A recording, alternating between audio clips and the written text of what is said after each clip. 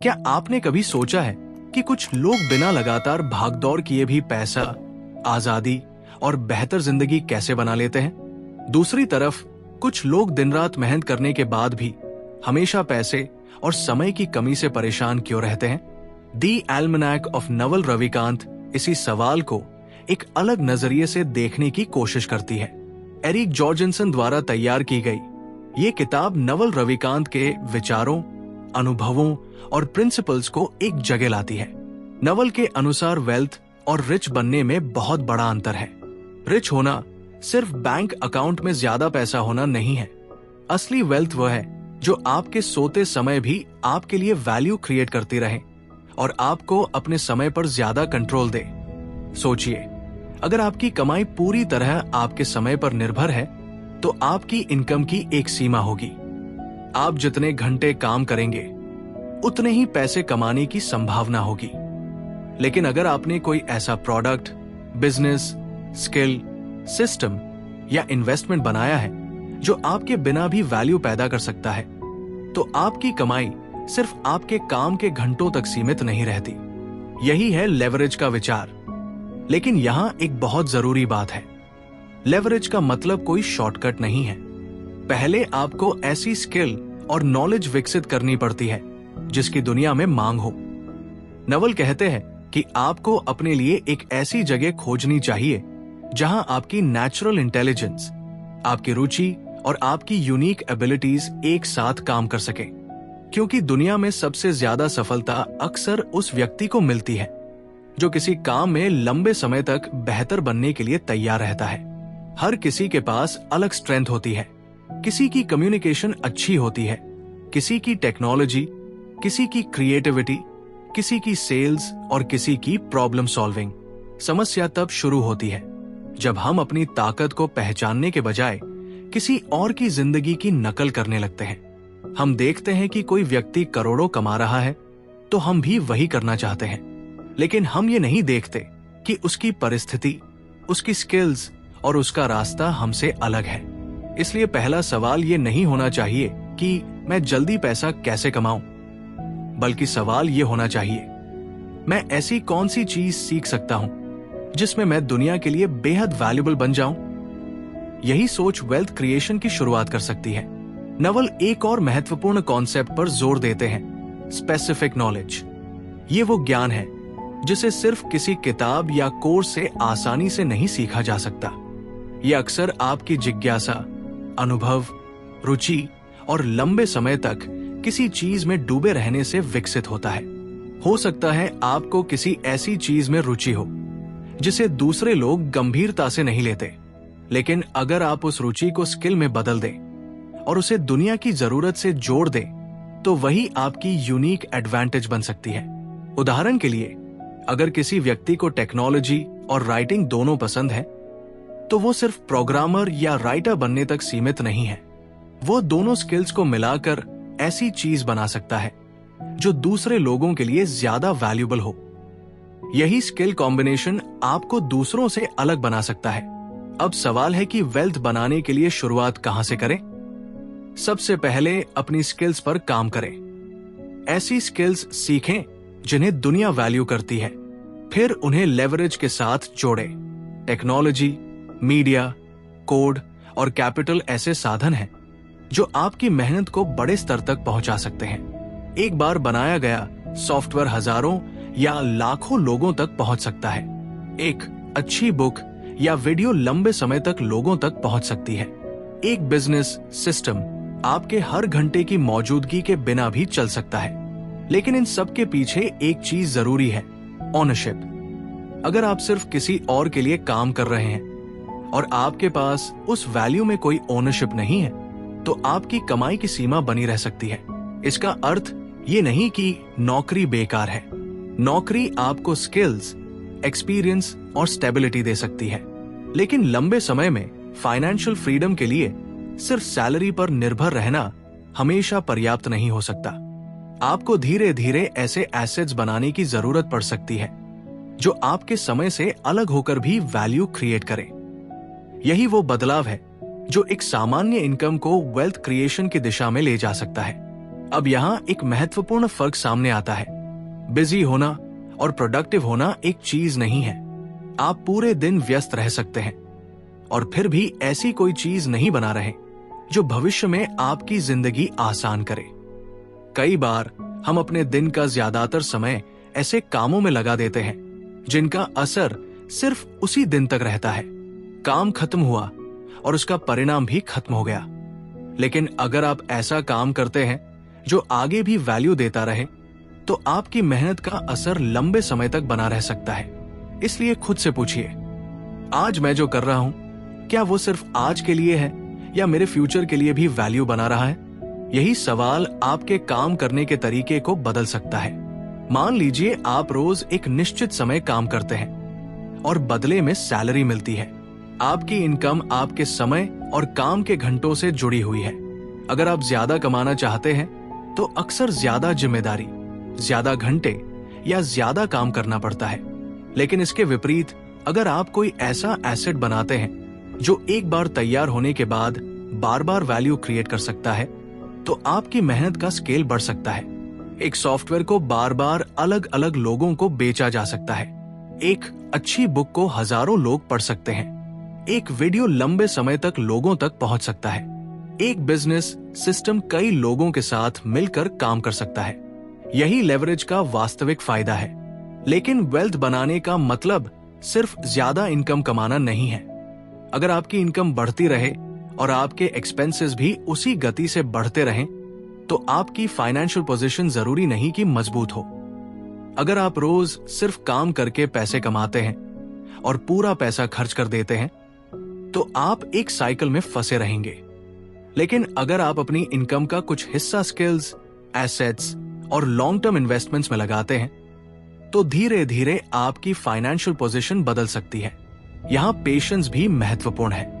Wealth अक्सर एक दिन में नहीं बनती।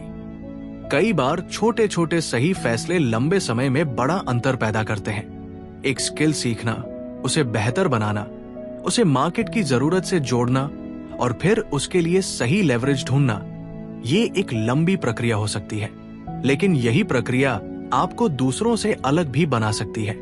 अब सवाल आता है कि क्या हर व्यक्ति को बिजनेस शुरू करना चाहिए? जरूरी नहीं। नवल का विचार ये नहीं है कि हर कोई एंटरप्रेन्योर बने। असली बात यह है कि आपको ऐसी वैल्यू क्रिएट करनी चाहिए जिसकी मार्केट में जरूरत हो, और जहां संभव हो उस वैल्यू में ओनरशिप या लेवरेज का हिस्सा भी बनाना चाहिए। नौकरी आपके लिए एक मजबूत शुरुआत हो सकती है। आप नौकरी के जरिए अनुभव हासिल कर सकते हैं, अपनी स्किल्स विकसित कर सकते हैं और इंडस्ट्री को समझ सकते हैं। लेकिन साथ साथ अगर आप अपने भविष्य के लिए एसेट्स और स्किल्स बना रहे हैं, तो आपकी फाइनेंशियल फ्रीडम की संभावना बढ़ सकती है। और यहीं से वेल्थ और फ्रीडम का कनेक्शन समझ में आता है। अगर आपके पास पैसा है लेकिन अपना समय इस्तेमाल करने की आजादी नहीं है, तो वो वेल्थ अधूरी है। नवल के विचारों में फ्रीडम उतनी ही महत्वपूर्ण है जितनी वेल्थ, क्योंकि आखिरकार पैसा किस काम का है अगर आपके पास अपनी जिंदगी के महत्वपूर्ण फैसले लेने का समय ही नहीं है। असली लक्ष्य सिर्फ ज्यादा कमाना नहीं होना चाहिए। लक्ष्य होना चाहिए अपने समय, अपने काम और अपने फैसलों पर ज्यादा कंट्रोल हासिल करना। यही फाइनेंशियल फ्रीडम की दिशा है।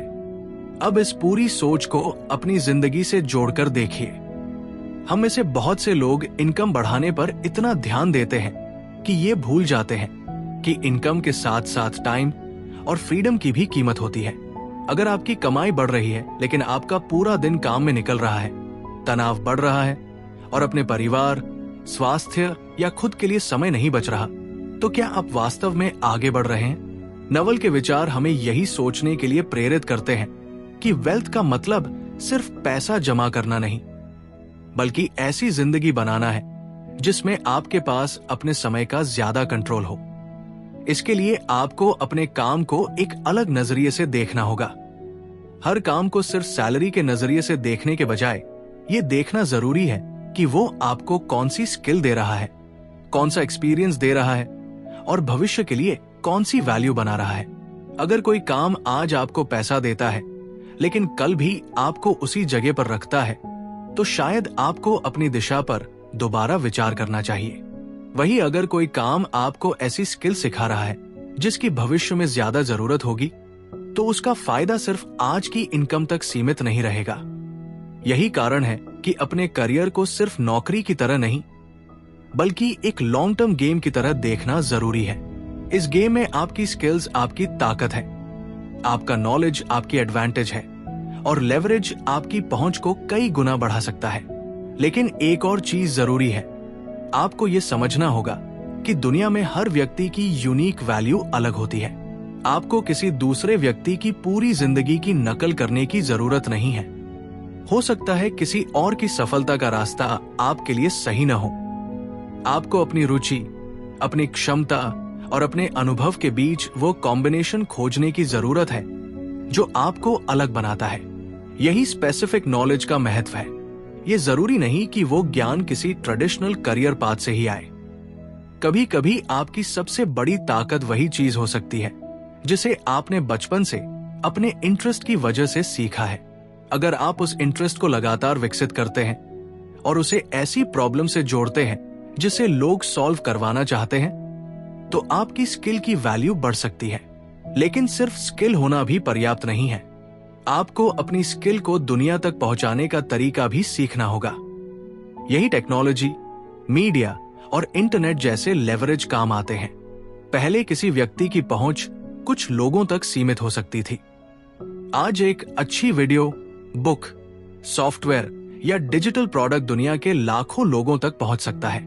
इसका मतलब ये नहीं कि हर व्यक्ति रातों रात सफल हो जाएगा। इसका मतलब सिर्फ इतना है कि आज आपके पास अपनी मेहनत को स्केल करने के पहले से कहीं ज्यादा अवसर है। लेकिन स्केल तभी काम करता है जब आपके पास पहले से कोई वास्तविक वैल्यू हो।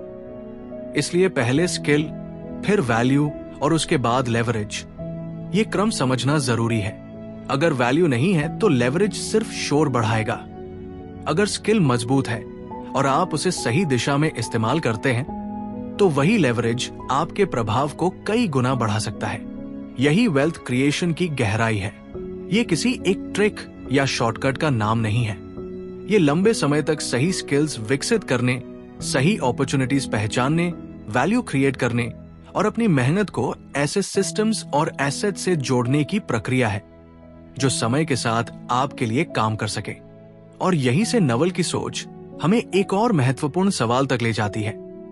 अगर हम अपनी स्किल्स और वैल्यू को वेल्थ में बदलना चाहते हैं, तो हमें किन चीजों से बचना चाहिए? सबसे पहली चीज है दूसरों की जिंदगी की अंधी नकल करना। किसी दूसरे व्यक्ति की सफलता देखकर उसके रास्ते को कॉपी करना आसान लगता है, लेकिन हर व्यक्ति की परिस्थितियां, स्किल्स, रिसोर्सेज और अपॉर्चुनिटीज अलग होती है। इसलिए आपको अपना रास्ता खुद समझना होगा। सिर्फ बिजी रहने को सफलता समझना भी एक गलती है।